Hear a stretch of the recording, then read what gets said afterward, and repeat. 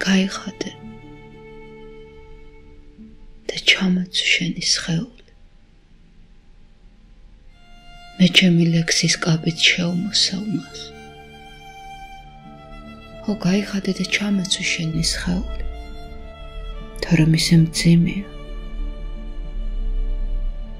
ისე მძიმე ეს სიცარიელე. არ მგონია კიდევ 9 თვეუსით. გაიხადე და ჩამოცვი შენი სხეული. შენ ხომ ყველაზე კარგად იცი, როგორ მომარგო ის და დილის ყავის არომატებით ქალობის ნელსურნელებით დამატკბო. გაიხადე და ჩამოცვი შენი სხეული. და მეგეთყვი პასუხს ყველა კითხვაზე, რომელზეც შენ სიჩუმითა და უხერხული დუმილით პასუხობდი. მე ხომ ვიცნობ შენი მორჩილების რეფლექსებს. დარღვეულია დიდი სიმშვიდე და ყველა შუაზე გახლეჩილი სხეული როდი ხვდება ერთი მეორეს. მერცხლებს, თბილი ქვეყნებიდან დაბრუნებულებს, ჩვენი სახლის ჯარგვალზე რომ ბინა დაიდეს. კარს ხომ თხითა და ღამით უტოვებ ღიას. ბუდეში კვერცხები რომ არ დაუცივდეთ და ბარტყები დააფრთიანა.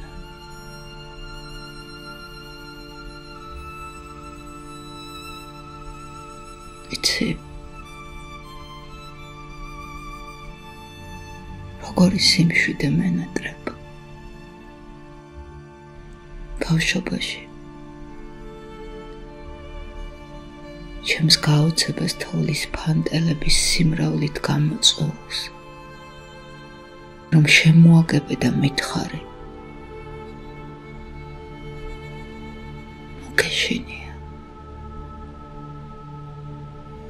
მიწა დაიტევს. მას შემდეგ მიწამ იმდენი რამ დაიტია, მეშინია გაოცება არ მომიკვდეს.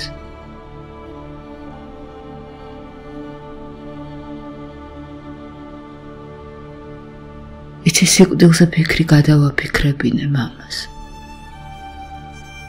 უთხარი, შენ შემდეგ ჩემი რიგია და ნუ ჩამაყენებ ამ რიგში, მამა. თამიჯერა და თამყვა. ხო და გაიხადე შენი სხეული და ჩამოცვი. ჩემი ღამეების სიზმრებს გაგიმხელ. სხვა ცხოვრებაშიც მოვდივარ ქალოდი და ვაჩენ შვილებს ჩემს გაგრძელებებს. რომ არ დაუმთავრდე და დავასახლო მთელი სოფელი. გაიხადე და ჩამოცვი შენი სხეული. თორემ ახლა ის უხერხული ღიმილი მე მეყინება ტუჩზე სიჩუმეთ და ჩემი სიზმრის შვილებისთვის არ მაქვს პასუხი.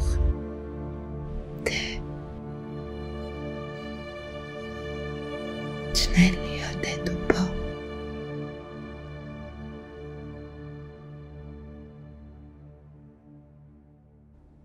გამოიწერა.